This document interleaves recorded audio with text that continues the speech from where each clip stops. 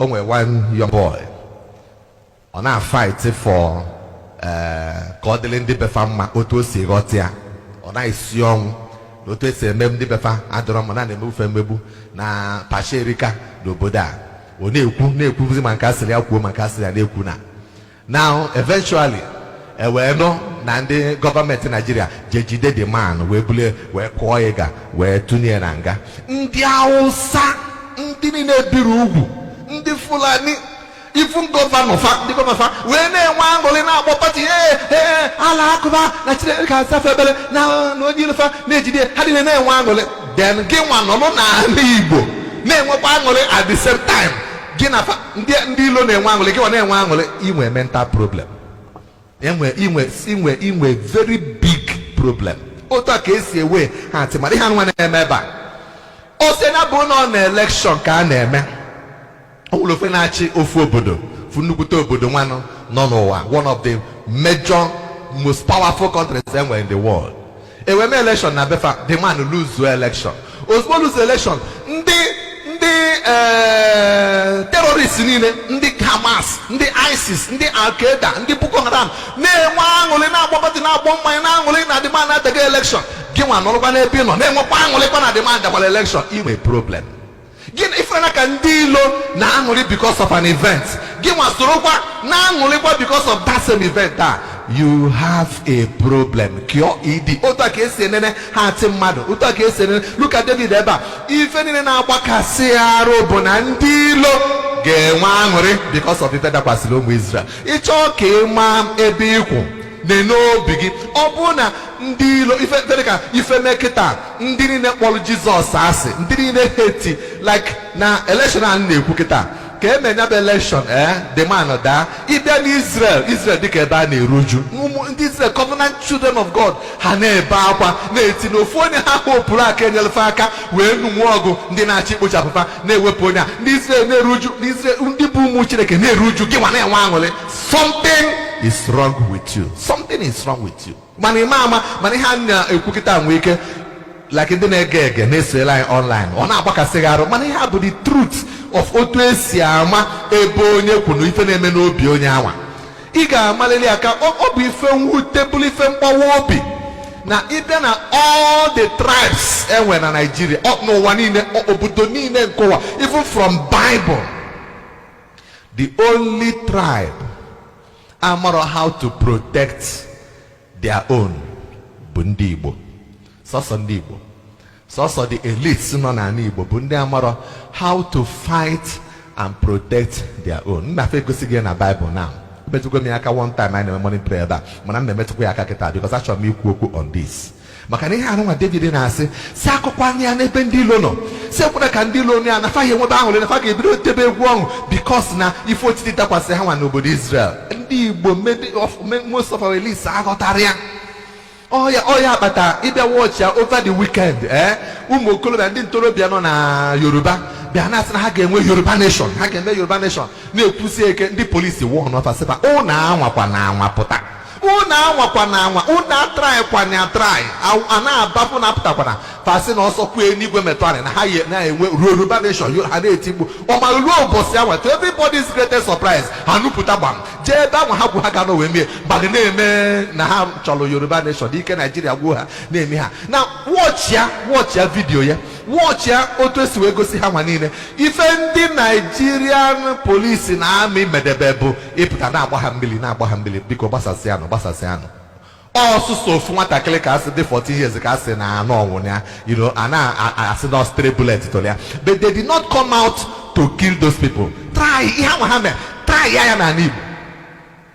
ya na n'Igbo just ụmụ okorobịa Igbo pụta n'okwube na anyị chọrọ Igbo nation na-ekwuru na ụnụ eme rally ụbọchị dị otu a ụbọchị ahụ na-enulu pụta I am telling you a ga-agba ụnụ pieces gbam ozu mmadụ amadị less than 100 ga-atọgba ebe a gịnị bụ the difference bụ na ndị Yoruba mala na their elites ndị bụ ndị ọlụlụ n'okwu ga-akwụ ụmụ ha n'azụ and ha ga-anọ ọgụ ife emekwa na ndị a mafa na emetịa mafa dị emetịa they will fight and protect their own Kerife bata na Fulani herdsmen na-awayali n'ọfịa na-aga n'obodo na slọta ndị mmadụ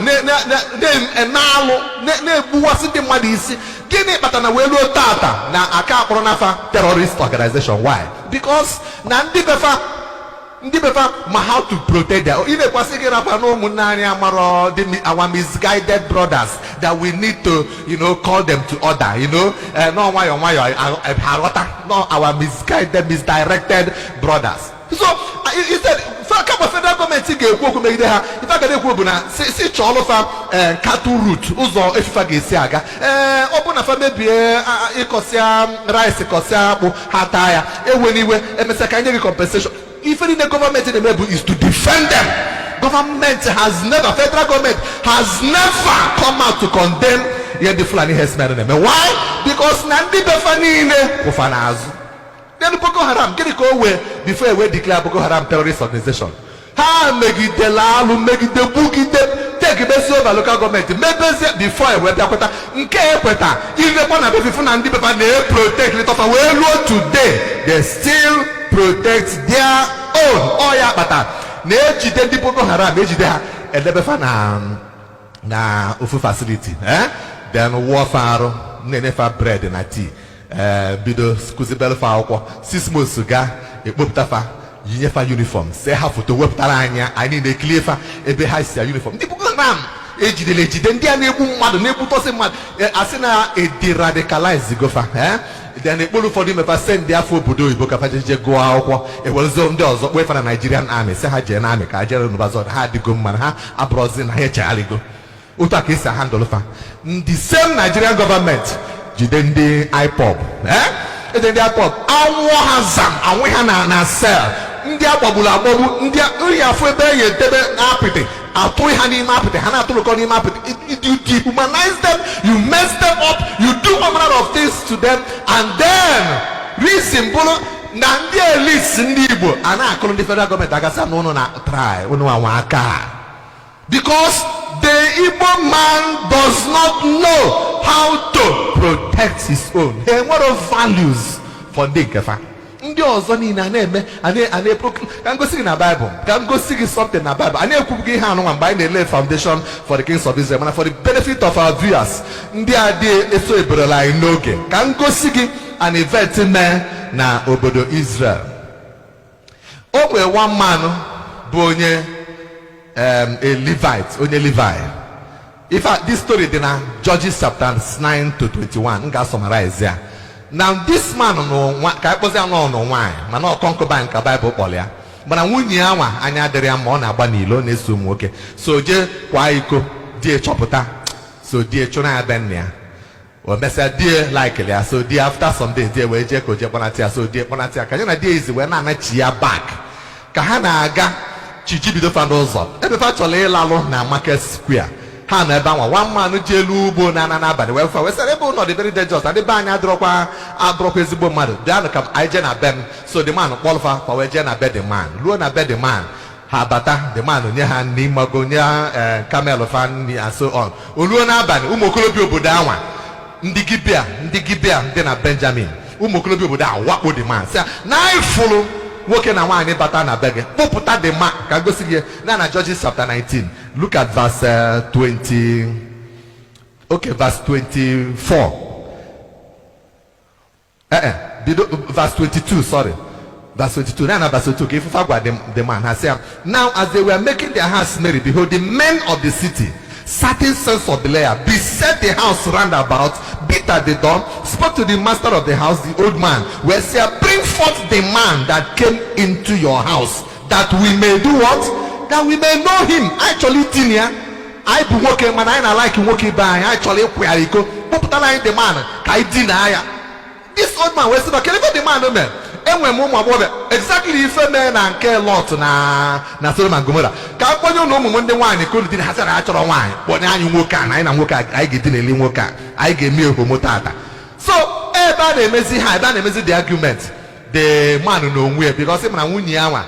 na akwata iko so na-esote ụmụ nwoke so the man wee package nwunye ya kwapụrụ ya si adịnụ nwunye m ụnụ ma ihe ụnụ chọrọ iji eme mee ya na verse 25 a na Russia verse 25 so but the men will not hearken to him so the man onwe ha chọrọ ịkwa iko took his concubine na nwunye ya nwa sị ebe ọ bụla na like ụmụ nwoke ọ ya iko ngwa jee ka ha kwa gị iko ka ịkwajuo iko afọ tata so ọ package nwunye kwapụrụ ha nwunye and they brought her forth unto them and they knew her. Ha wee kwaba this girl iko and abused her all the night. Kwagide this girl iko throughout the night. Yeah, iko wee ju the woman afọ mana ife mezi bụ na by the time chi na-efopụta ụtụtụ that woman died. Nwanyị a wee nwa. So mgbe the man fụ na nwunye ya nwa verse 29 na verse 29 and when he was coming to the house mgbe ọ fụ na nwunye ya nwụgo ọ baa n'ụlọ mbụ the man jee weta mma wee tụkwasị ya nwunye na verse 29 ahụ sị he took a knife laid hold on his concubine and divided her jide nwunye gbulie nwunye into 11 pieces together with her bones into 12 pieces and set her into all the coasts of Israel. Kedu the man mee o jide ozu nwunye ma ọkpụkpụ dị na ya were mma gbulie ya into 12. O were side a o bugalụ ndị ebo Ruben were side a bugalụ ndị ọbụla na-ebugalụ ọkọlọfife ndị Gibea ndị Benjamin mere nwunye na ha kwagide nwunye iko kwagbuo ya ọnwụọ o bugalụ ndị Juda bugalụ ndị Zebulon ndị Naftali and so on and so forth. So mgbe ndị Israel ndị ọzọ nụrụ ihe mee ha wee sị mba na ndị mere ife a bụ alụ ka fa mee na ha mekwe in short ha ndị Israel ndị okenye fa niile wee mee meeting wee bịa wee sị ndị Benjamin unu malụ ụmụaka mere ha ụmụazị akwalike asị kpọpụtafa na anyị ga-egbu ha na ha deserve ọnwụ n'ụdị ha ekwesịrị ka eme ya n'obodo Israel. Ịma the funny thing ndị Benjamin wee sịfa chachachachachacha faụ ọ ya bụ ebe na-aga asị na onwe dị nwaanyị unu ga-emetụ aka ife a mere ọ dị mba mana mmadụ emetụ aka cha they protected their own they shielded their own. N'agbanyeghị na ụmụazị amela adama ndị mere ha abụ ha sons of Belial ụmụ ekwesị ndị Benjamin Juna we won't release them. Ya bụrụ nọ ndị Igbo so everyone nọ na-protect fa ndị Israel ndị ọzọ wee sịfa ọ gwanụ na-akpọpụtara ụmụaka anyị anụso ụlọ gị ya nwe ebe 11 tribes ga-ejikọ aka wee bịa n'uso sụsọ one tribe of Benjamin ndị Benjamin ralụ kama anyị ga-akpọpụta ụmụaka n'uso na anyị ọgụ kwado na ka anyị kwado. To our greatest surprise ha wee baa ọgụ n'ime na fa baa ọgụ anwa ọ bụrụ na watch ya na that battle a verse 21 chapter 20 ka ngosi gị ihe mere. The first round of that battle a Bible say and the children of Benjamin came forth out of Gibeah and they destroyed it down to the ground of the Israelites that day. Mmadụ one 22,000 men. Ndị a bụ fa mere alụ ha jụ na fa ma mkpọpụta ụmụ fa protect ụmụ ha anọbazi ọgụ 11 tribes wee dị n'ụsọfọ ọgụ ka ntinye otu a Chineke maghị si na ife ndị Benjamin na-eme the right for protecting their own children. God fought for them. Family Israel niile gbuo ndị Israel 22,000. Now how do you reconcile that? Ndị Israel na-echi ya si gịnị na-eme ha Simba Israel went round 2. Now verse 23. Verse 23 was and the children of Israel went up and wept before the Lord until evening. Now, sorry, Ghana verse 25. 25 was and Benjamin went forth against them out of Gibeah the second day. And they destroyed down to the ground of the children of Israel. 18,000 men. All of them were people that were drawing the sword. Round 2. Benjamin bukwafa 18,000. If I call 18,000 plus 22,000 or the 40,000 Israel who's patobolo nane. Why? Each one the Benjamin is I say now I now to protect our misdirected brethren. Why? Amari hane me weje kwa iko kwa buo mmadụ n'iko. No ha kai na no ga fight. I na fight for them. Obodo niile ma how to fight for their own youths. Even now you to this so zealous make a mistake. You will first of all if people you no chago dog but as any mono you were not going to well let me tell them what they're in our support to her. Oh godly haizia igagente. Mani put up publicly or fear garu to control them. That is exactly the situation I'm on here. In Igbo land. And the equally story gather, you will discover wisdom of God about an even Israel no. How we decided kafa weta aja ka chu aja. Gideon didn't Benjamin came how do you bulletin? How you believe bulletin? Because they were fighting to protect their own. Even though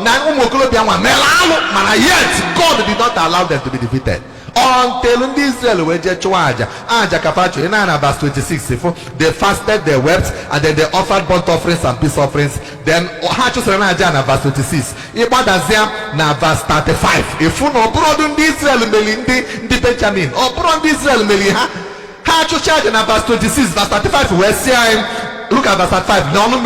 Bible say, and the Lord now entered into the battle and smote Benjamin before Israel. So Chineke where will Akia where the million Benjamin, not Israel Chineke because of Aja. They brought God in by sacrifice. They brought the presence of God into the equation. If not, Chineke in the Benjamin, because they were fighting to last, to protect their own children. Ona waliobi oni wuterine mgbe anyị ga-aba anyị nọrọ otu a ifu ụmụ anyị even though ha na-eme mistake mana ifuzia the elites ka fa bulie n'isi kpalụ na-abụ bụrụfa ga na-alata jesi si bute aeroplane si bute jet si na-ebefa nọ si gbuwefa ọ na-agbalị obi because ọ dị against natural law, ọ dị against otu Chineke si wee kụọ ụwa. I just pray na Chineke ga-enyere anyị aka. And I just pray na ndị ndu anyị na Igbo na mmụọ amamihe ga-abata ha n'isi, because many of them lose go the essence of their being, occupying the position ha na occupy. Oh yeah, but they can't even control the youth. They believe it was in them. They don't even look up to them. They see them as saboteurs. And I thought the slaves to the Fulani, they sell out, and they are like